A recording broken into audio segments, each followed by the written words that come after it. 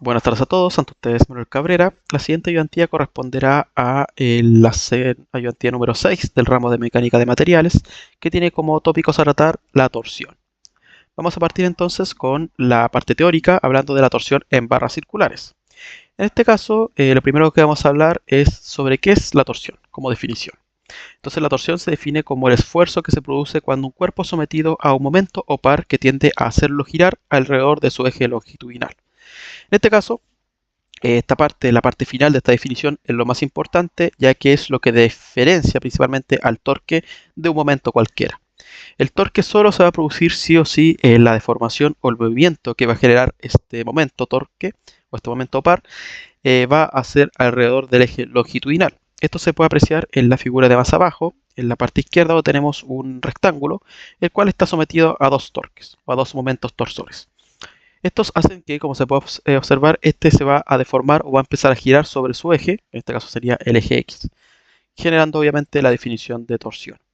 Por otro lado, a la derecha tenemos el caso de un perno, el cual está siendo apretado mediante la acción de una llave, donde se observa que el torque está sufriendo de un torque, digo, el perno, perdón, está sufriendo de un torque debido a que su movimiento es en torno al eje longitudinal, que en este caso es el que entra dentro de lo que sería la diapositiva, mientras que la llave está sufriendo un momento debido a que la aplicación o la forma en la que va a girar la llave no es con respecto a su eje longitudinal.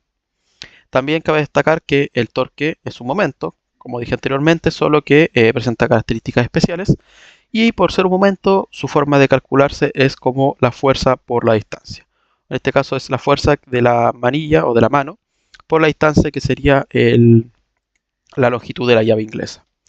Finalmente, la torsión genera esfuerzos cortantes que se distribuyen sobre la sección transversal del material. Y esto es algo que también es bastante importante, ya que la torsión, a diferencia de la flexión, que va a ser vista en ayudantías posteriores, son dos esfuerzos que se deben a momentos, ¿ya? No obstante, la torsión se genera esfuerzos cortantes, mientras que la flexión va a generar esfuerzos normales. Entonces, pasando a lo que sería la torsión en barras circulares, tenemos el caso de una barra la cual está siendo sometida a dos momentos torsores en sus extremos en direcciones opuestas, y esta barra está seccionada en distintos cuadraditos que van a servir para poder observar de mejor manera cómo se genera esta distorsión o esta deformación del material a causa de este torque.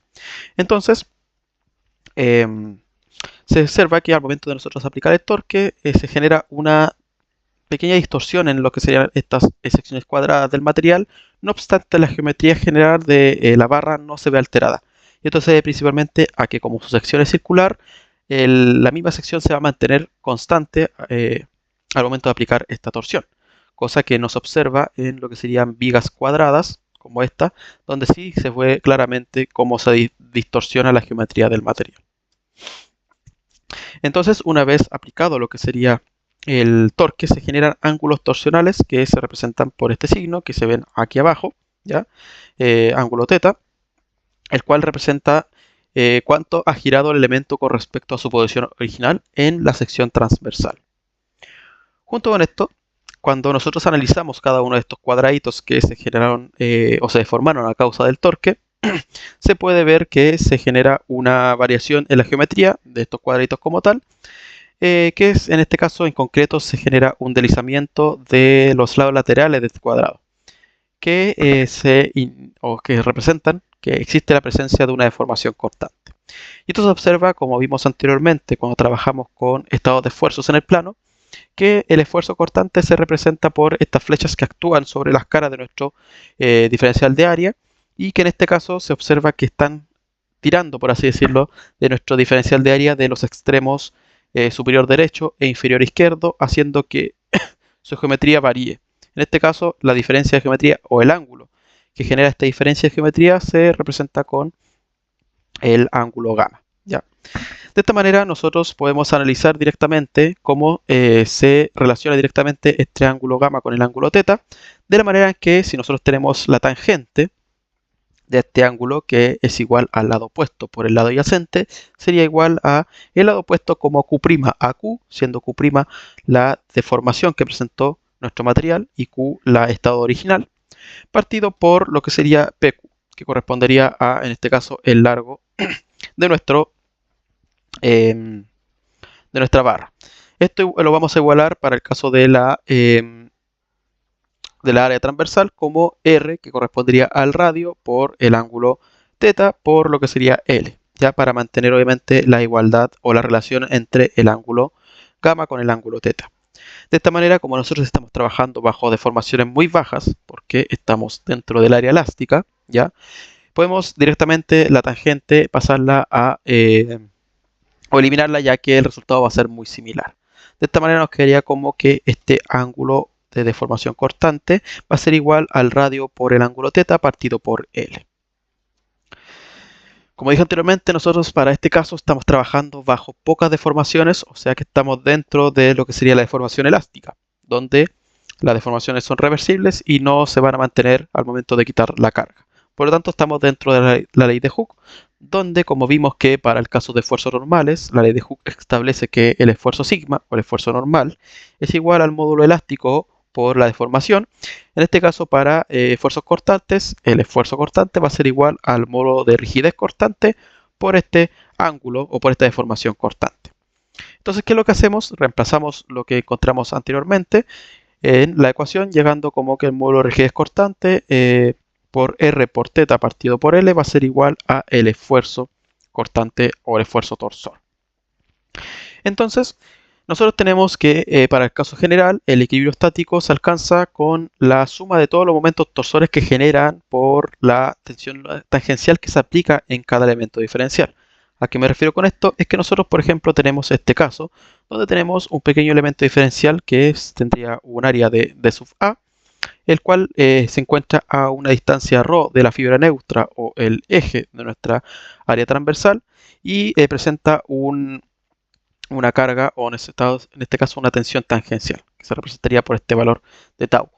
Entonces, como dije anteriormente, el torque se va a expresar como la sumatoria de todas estas tensiones tangenciales por lo que sería la distancia, o en este caso ρ, por el diferencial de área. Entonces lo que podemos hacer es integrar directamente esto con los límites de integración que van desde el inicio o desde la fibra neutra, que sería 0, hacia el radio R de nuestra sección transversal. Y lo que podemos hacer es reemplazar directamente esta tensión tangencial por la ecuación que vimos anteriormente, de esta manera.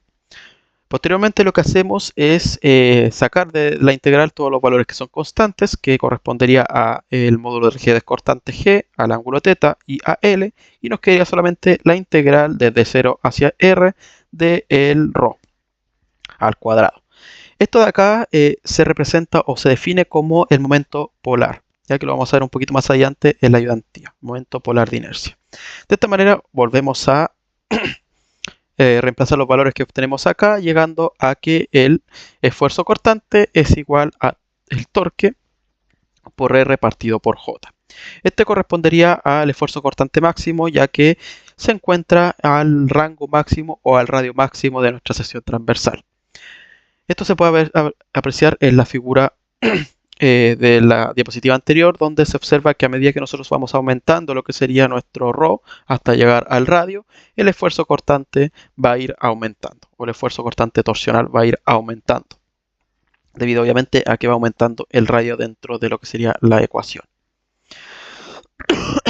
Como dije anteriormente, nosotros hablamos del momento polar de inercia, donde la definición principal de momento polar de inercia es una propiedad geométrica de una sección transversal, o sea, del área de la geometría de la barra, que mide su resistencia a la torsión, ¿ya? Esto lo que nos indica es que mientras mayor sea el momento polar de inercia, el material va a presentar unas mayores resistencias a deformarse debido a torques. Donde la forma de calcularlo, como vimos anteriormente, era la integral desde 0 hacia R, o sea, desde el punto de la fibra neutra hacia el radio de nuestra sección, por el ρ al cuadrado, ¿ya? Por la diferencial de área.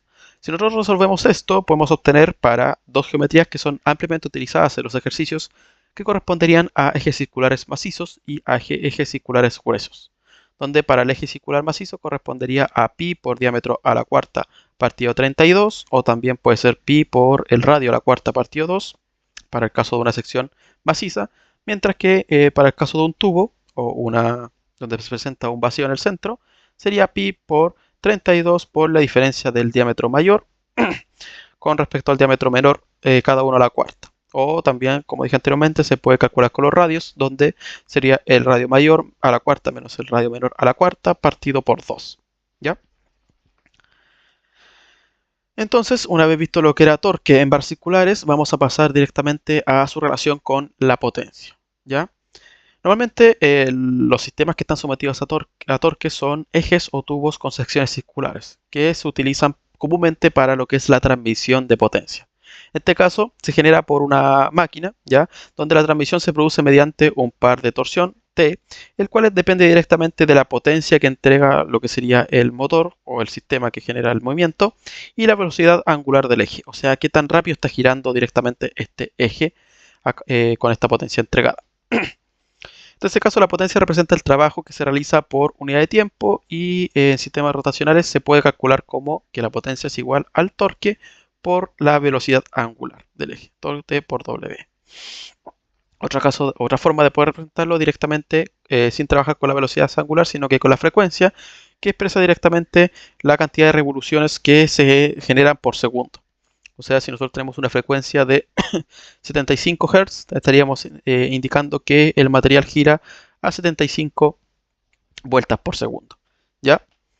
Dado que un ciclo equivale a 2pi radianes, la potencia se puede escribir como 2pi por la frecuencia por el torque. Y esta es otra manera de poder representar directamente la potencia en función de la frecuencia y no solamente de la velocidad angular.